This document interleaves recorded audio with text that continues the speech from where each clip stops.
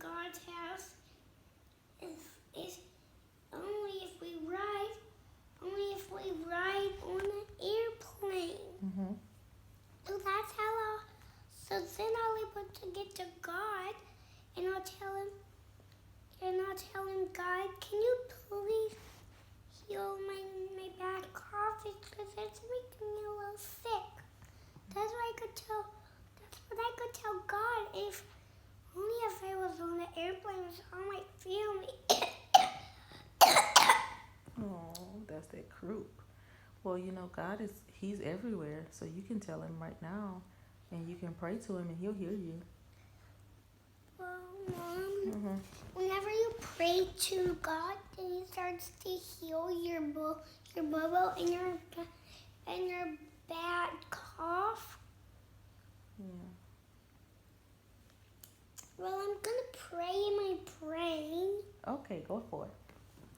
Just gonna be quiet so I can pray in my brain. Okay. Mom, it's happening.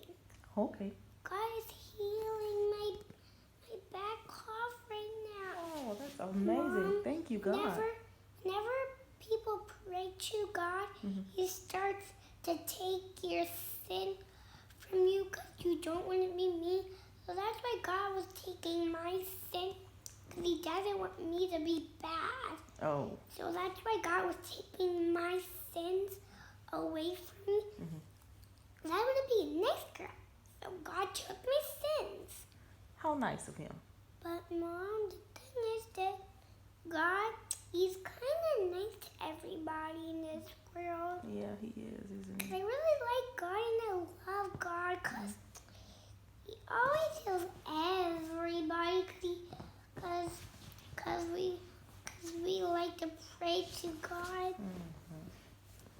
He heals everybody. Sometimes we get to see the healings, and sometimes we don't.